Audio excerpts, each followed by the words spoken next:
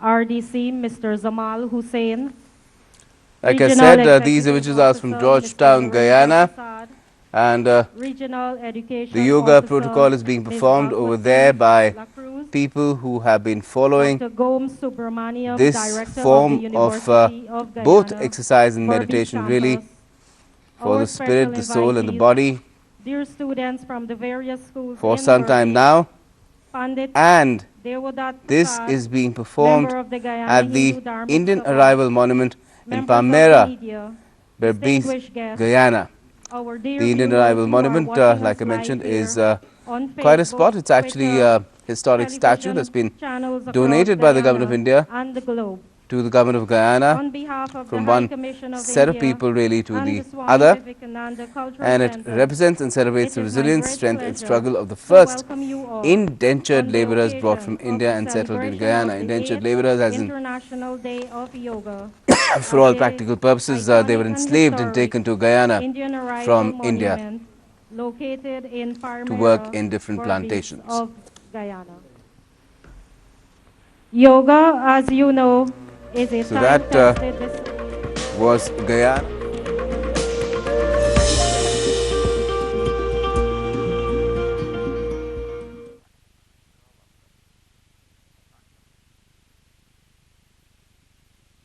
This means good airs, and it is what it means literally, good air.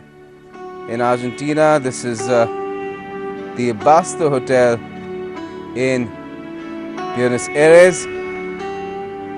In fact, in Buenos Aires, yoga has been performed on 2 days, one preceding the International Day for Yoga, that is on the 20th of June. That was at a different, larger venue at the Polideportivo Club Atlético de Boca Juniors. That's the club of the Boca Juniors, which is an esteemed football club in Argentina.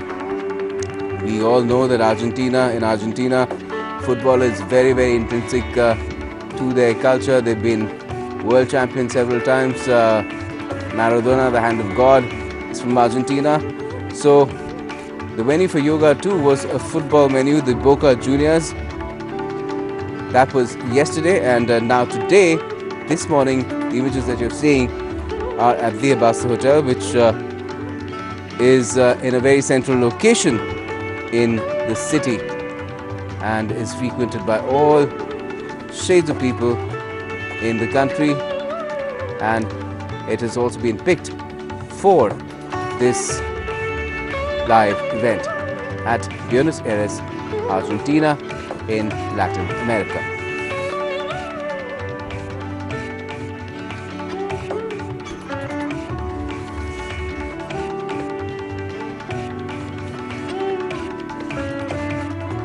Very lively music also being played along with that, the sitar and the tabla predominating. Along with that, the instructor's words, which are being followed diligently by those who are part of this yoga demonstration.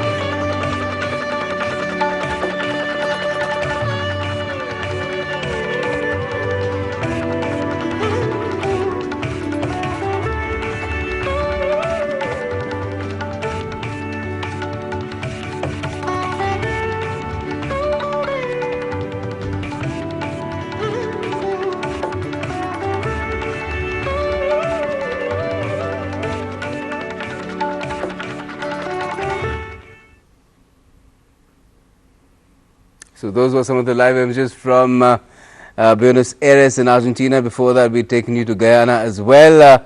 That is what the International Day for Yoga has been throughout the day. As far as well, this auspicious day is concerned, it's the day of the solstice as well, the summer solstice. It's the longest day of the year too, and that is why the International Day of Yoga is also being celebrated on this day. It started in 2015.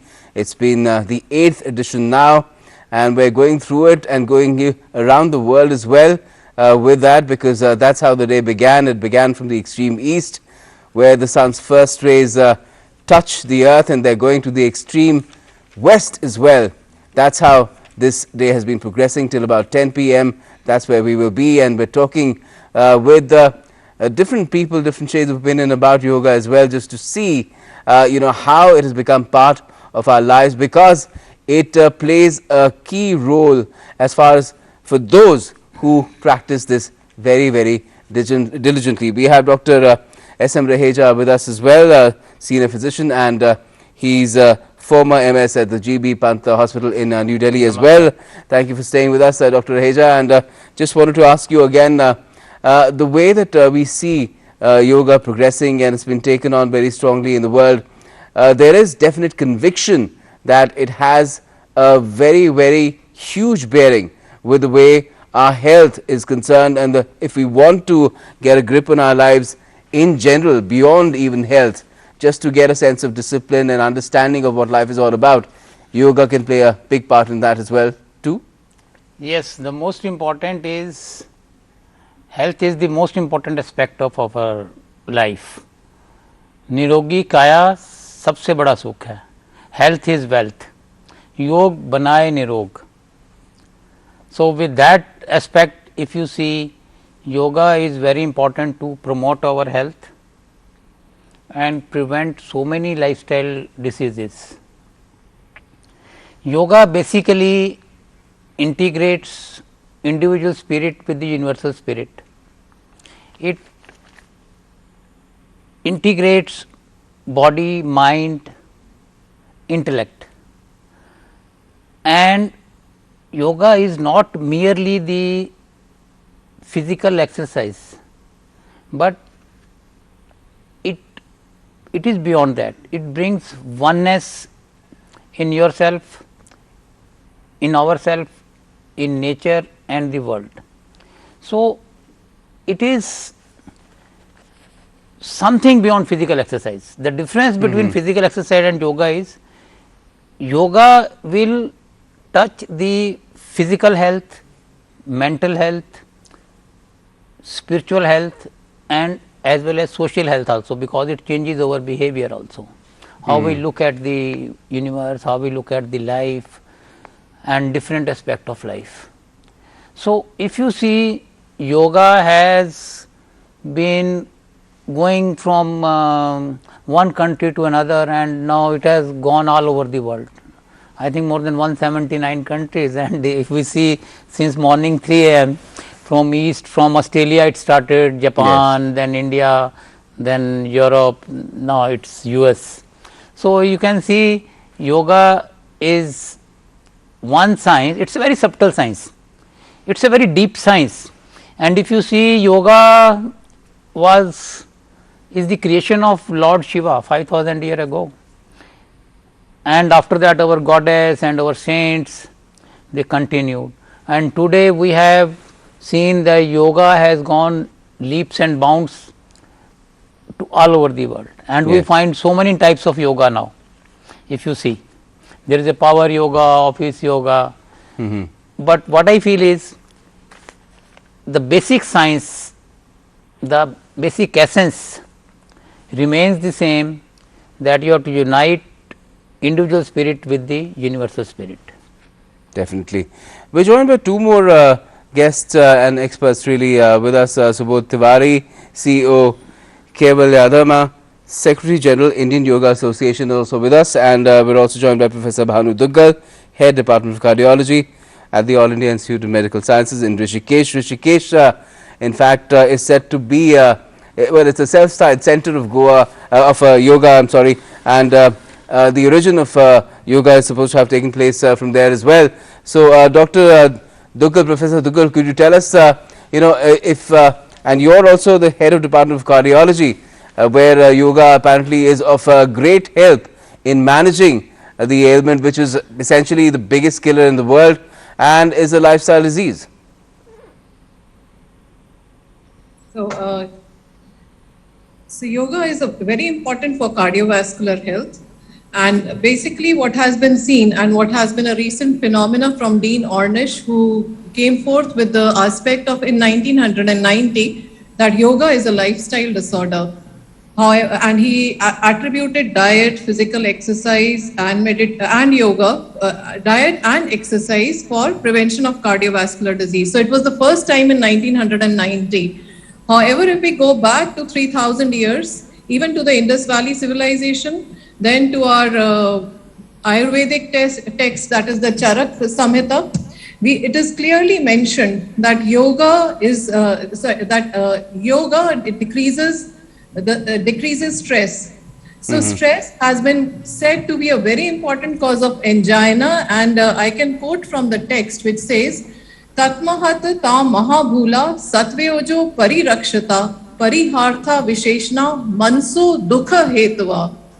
So he who wishes to protect from harm this great organ, the heart, and the great rooted ones, the coronary blood vessels and the vital essence, should scrupulously avoid all that causes affliction to the mind. So how is yoga different from the normal aerobic exercises which have been attributed by Dean Ornish and by Dean Ornish in his lifestyle changes, is that it also does not talk only of the physical exercise but talks of meditation and pranayam. So pranayam, and very recently studies from Harvard have quoted that coherent breathing decreases stress and anxiety. Hence yoga is a complete science. It deals not only with physical wellness but mental and spiritual wellness. Hence the importance of yoga. And Rishikesh is, yes, the abode of yoga. And there are a lot of ashrams and many people from all over the world flock to yoga. It has been seen in studies that yoga decreases hypertension, blood pressure. It decreases the requirement of medication. So if a patient is on 2 or 3 medications for control of hypertension, starts practicing yoga regularly.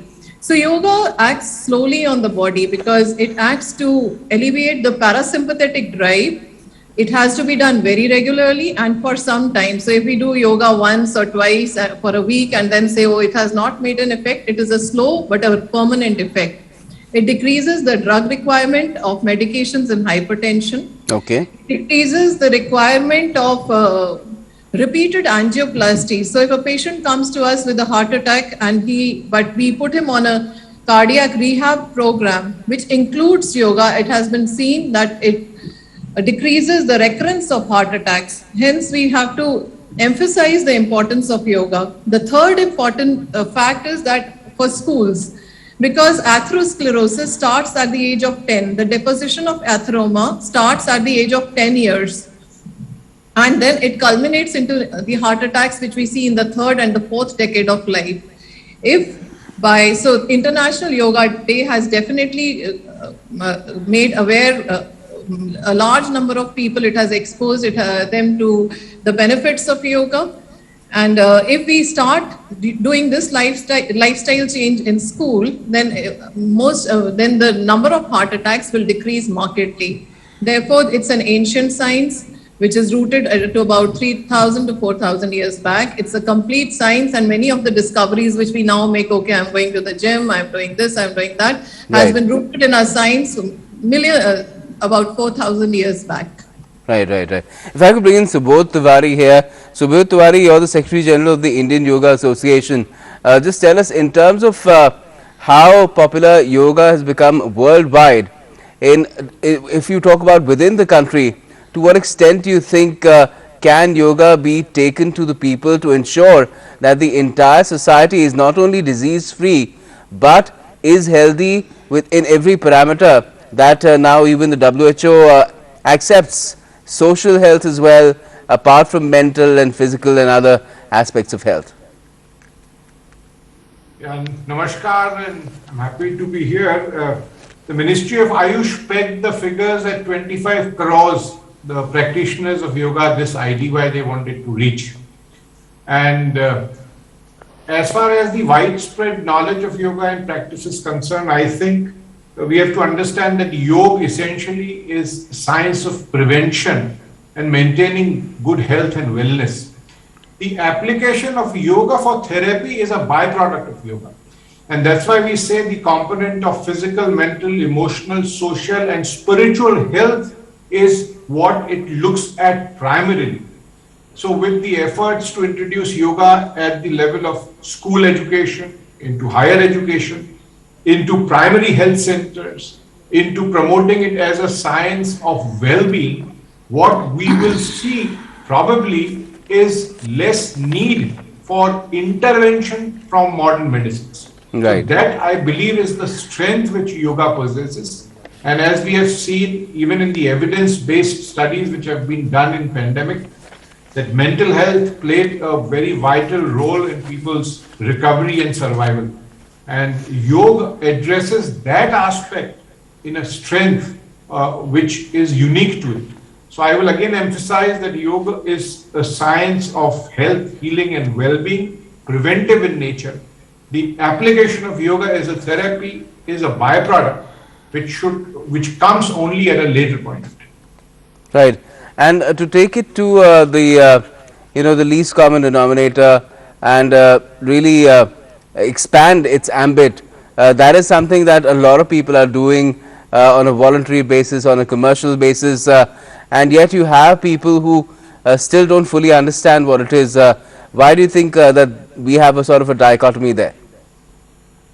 Well, I think, one thing which is to yoga is the diverse schools which it has, the diverse principles it has. And therefore, what happens generally is that it's sometimes it is like a story of 6 blind men and an elephant, where people have different perspectives of yoga in mind. Some might think it is only asanas, that is physical postures. Some people may think it's only the aspect of breathing. Some may only relate it to a spiritual experience. So that is true, but I will be very emphatic in saying that the International Day of Yoga has brought a great amount of awareness into the real essence of yoga. And I think this is the way forward.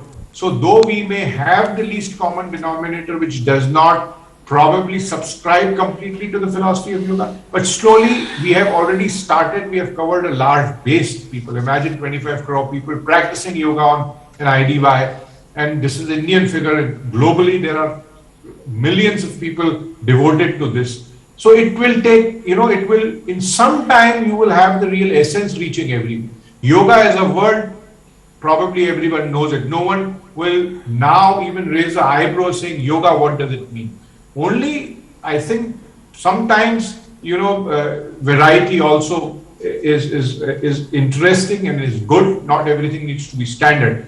But IDY is a way forward. More and more people coming on board, more and more people gaining the knowledge, and more people gaining the experience. Okay. Let's get Dr. Raheja's perspective here as well. Dr. Raheja, we've seen how, in the case of Ayurveda, it's been happening. Standardization has been happening. The way it's taught is also getting standardized. Curricula have been defined, and the basic standards have been set as well as to what should a medicine be. Is that something that is possible in yoga, or it's something that should not really even be attempted because that might interfere with the way that the people are taking to it? Yes, basically whenever you are doing yoga, yogasana should be comfortable and effortless. That is the key. But little effort is required to touch your toes. It should be stable. Like you are doing to a pose, you are stretching your body. You are doing Tadasana, then you should only stretch to a level where there is no expression of stress on your face. You should feel normal. So you have to be comfortable and stable. And at the same time, there is an involvement of psychophysical. Your mind is also involved in that. Once you are stretching, whatever yoga asana you are doing, you are focusing from the mind. you are synchronizing with the breathing. If Yes. you see every yogasana, Yes, they tell that's you from the take a deep practitioner's breath. perspective. But I was talking about, the discipline itself, the profession itself, if you can call it a profession, that there is a standardization that is taking place. It's happening with Ayurveda. Should that happen with yoga as well? Is Yeah, that something that yeah, should yeah. be attempted, or will it interfere with the way it is progressing right now? I will tell you basic yoga, what is being done at a standard institutes like government Ayush Mantralaya जो जिनको cover कर रहा है, like there is a standardization. If you see the ancient yogic science, there is a very subtle way of doing particular asana. When you have to take a breathe, you have to do deep breathing, when you have to release the breath, how much you have to stretch, how long you have to keep yourself in that position and then you relax. So, it is a very deep science which integrates mind, body and energy. So, we have to unite all three together, and you have to basically have that psychophysical attachment also, like mind, body and energy should go in a harmony. Right. And that is how you will feel a feeling of bliss, happiness and harmony. So, it integrates one to one self, Right. Right. nature and universe. Right. So, I will say it is a science which has to be practiced under the guidance of a qualified yoga teacher in the beginning. Later on you can practice it yourself, Okay. and it has to be preferably done in a good environment which is open, green, full of air and oxygen. And Professor preferably Dugal, in if the I morning. could, yeah, morning is preferable time wise. Now, Professor Dugal, if I could get your take on this as well, in terms of standardization and all that has been done now in the case of Ayurveda, because that adds to its credibility at one level, but yoga is something that is a bit more freewheeling, and there are different schools of thought in it. So, what should be the way forward here?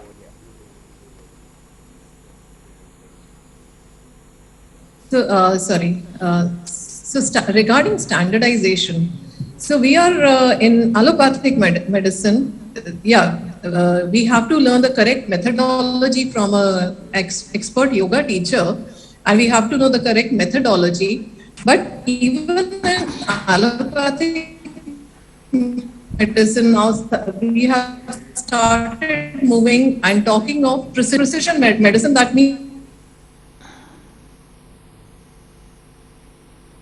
We seem to be having a bit of a trouble with that link with Professor Dugal. Subodh Tiwari, if I could ask you, what has also happened, especially during the pandemic phase, a lot of things moved online, from schooling to people working, and even exercising moved online. People took to watching a lot of videos, or even watching YouTube lives of different yoga acharyas and teachers. Now, of course, some people have started going back to the offline mode as well, and they've been looking for one-on-one training, where yogacharyas come to their home or to their society and teach a small group of people. So, is this something that is a healthy trend, where the growth of yoga is concerned and the growth of a holistic practice, a lifestyle practice is concerned in our country and even worldwide?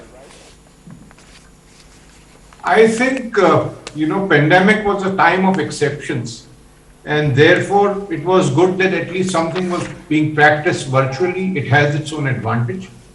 But yoga, in essence, is an experiential science. It needs to be done under guidance of an expert, because every science has its limitation, it has its contraindications, and therefore, even in yogasanas, pranayam, bandh mudra, you will need to have an expert who guides you into the proper methodology. The science of yoga being practiced 1:1 or in small groups is very encouraging, because mass yoga practice for general health is good. That's okay, because that's not a problem. But when you speak of intervention of yoga for therapy or for health and well-being, you need to have smaller groups of people where the yoga experts can see what is happening with you. They can see how you are responding to whatever practices you are doing. whether you are doing it correctly or you are not doing it correctly. And therefore, I think it's a very, very good time because we have so many yoga teachers coming out, you have so many yoga universities, you have yoga colleges coming out, qualified yoga teachers available to teach. And the government has announced that even the primary health centers will have yoga instructors. So given this scenario, it is a welcome thing. In principle also, it is advisable that yoga is practiced under direct guidance of an expert, and therefore the way things are moving ahead is a good thing to happen. And this expert would have also gone through training which is standardized, so that standardization aspect does come in somewhere. You have actually raised a very good, important and relevant question for the yoga fraternity.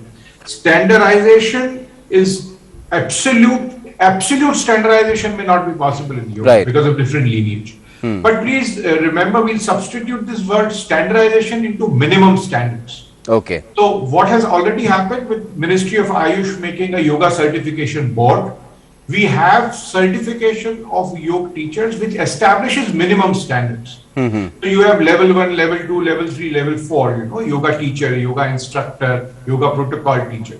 So any individual who has qualified a level 3 YCB is equivalent to a yoga teacher. Now he may have done from different lineage, but when he goes through a YCB certification, he standardizes his knowledge to a minimum level. So you are sure that his minimum competency to transact that knowledge of yoga in theory and practical is there to a certain extent. So minimum standard is important. We need to have teachers who are knowledgeable in that factor, and this something like a YCB or even the Indian Yoga Association, which has all the national level institutions together, offers certification, which means that there might be differences in various methodologies, but in principle we are same. So asana is asana for all. You might have different methods in it, but in essence there is a common concurrence in a circle which we focus on. And in terms of say in a yoga session, there is one which is a physical part, the other is the breathing part, and then of course comes the meditation and relaxation. The proportionality of that is also something that one would look at as far as those minimum standards are concerned. It has already been looked at, because it's like, just imagine a situation where the kid is going from lower KG to higher KG to grade 1, grade 2, grade 3. Similarly, in yoga, these practices are evolving. You get stable at the physical level, your breath comes into play, you are good at breath level, you probably land up into a place of concentration. So all these aspects which can be done, we have to be very clear, which can be practiced, can be having minimum standards. Something which happens, you cannot go into the spiritual realms and say that we need to standardize that. That is something which is a very personal experience. So minimum standards are good where we are talking of training in yoga or yoga therapy, whereas yoga is concerned for personal spiritual experiences. There arises no question of setting any standards, because that is an individual liberty to go as deep as possible, which is the essence of yoga. So training therapy is one aspect, one vertical. The spiritual experiences or people who are desirable of going deeper into that realms is a completely separate vertical. Okay, would you say that something like Kundalini yoga would fall in that category? Of course, there are so many, which focus on spiritual growth, and spiritual growth is very, very personal to individual, and therefore it cannot be standardized. Right. Or even minimum standards. Right. And Professor Bhanu Duggal, you spoke extensively about, how in cardiology yoga is proving to be very, very useful. In terms of other aspects of health, of disease, where else do you feel that, patients benefit when some sort of a protocol, post-operative or post-curative, where yoga is involved, has been very helpful in terms of, because cancer is now the second largest killer in the world, has it been helpful in that case as well? Okay. A very useful question. So what is happening now is the non-communicable diseases, that is the NCDs. And This includes cancer, hypertension, cardiac disorders, so a number of disorders, the non-communicable diseases. Now, all of them are finding a common origin. So, the common origin is the gut microbiome. So, whatever you eat and what is absorbed ultimately will lead to the various disorders, the non-communicable diseases. And you would be surprised that the gut microbiome, with the healthy bacteria which are there in the colon, they get altered depending upon the diet. So if you have a sattvic diet or a healthy diet, the gut microbiota are preserved. And as we trend towards the fast foods, the entire gut microbiome is changed. So a lot of tests and a lot of research is going and is happening to study the gut microbiome and their relationship with the non-communicable diseases. So yoga again not only includes, it's a way of life. It should not be a part of life. It should be a way of life. It also defines the diet. And the entire problem is the diet is the beginning. So diet, exercise and pranayam and the spiritual thing. So the role of the gut microbiome is very important, and hence it leads, role of yoga will be there in adapting to the yogic lifestyle will be like challenging the occurrence, preventing the occurrence of non-communicable diseases. Not only that, coming to the pandemic, the COVID pandemic, its relationship was also seen. It was seen that patients who had the altered gut microbiome were more prone to have COVID complications. Okay. So it's going to be useful in infectious as well as non-infectious diseases, adapting to a yogic way of living. Sounds great, sounds great. Dr. Raheja, in fact, we spoke about this earlier in one of our earlier sessions about COVID and post-COVID or long COVID issues. Do you think yoga has been useful there as well in terms of patients who've suffered from long COVID or have had repeated COVID infections and have felt an impact of that on their Yes, health? even I have treated so many COVID patients myself during this. What happened is whosoever got COVID infection was very fearful. You know, fear of death and complications. So we have That in itself is very stressful. multidisciplinary holistic approach.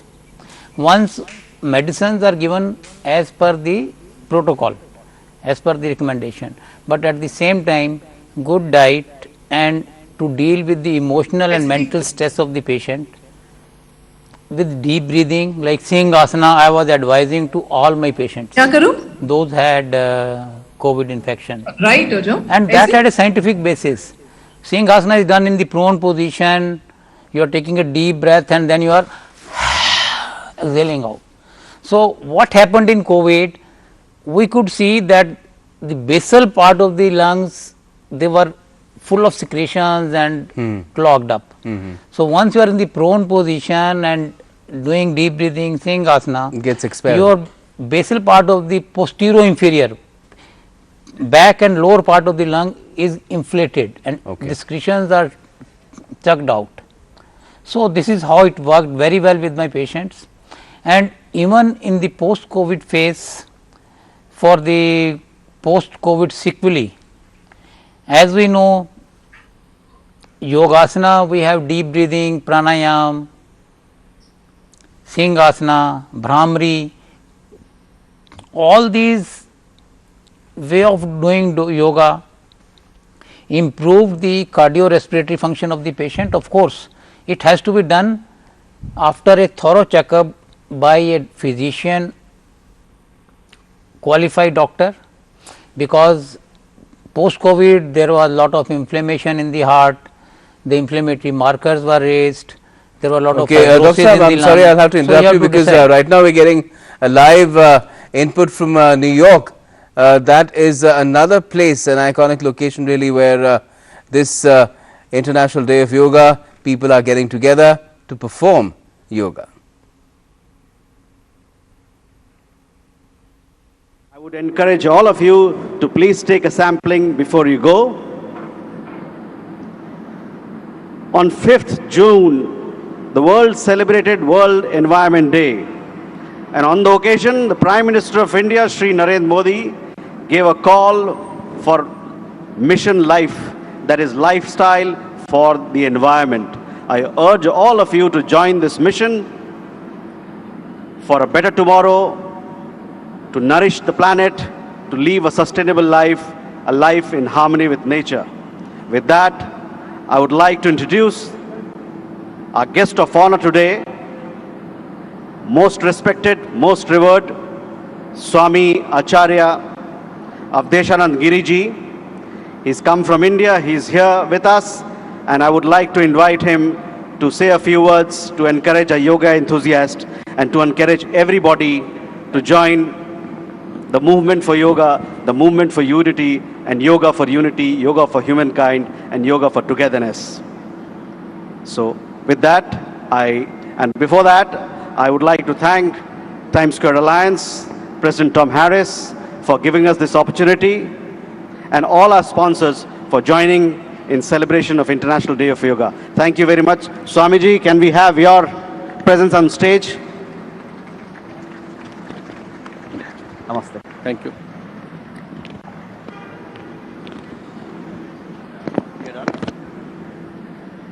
Stay up here. Om Asato ma sadgamaya Tamaso ma jyotirgamaya. Om Amrato ma mrityorma amratam gamaya. This means lead us from the unreal to the real, lead us from darkness to light, lead us from death to immortality. Om, peace, peace, peace. Hari Om. I'm very happy to be here. My very warm welcome to you all.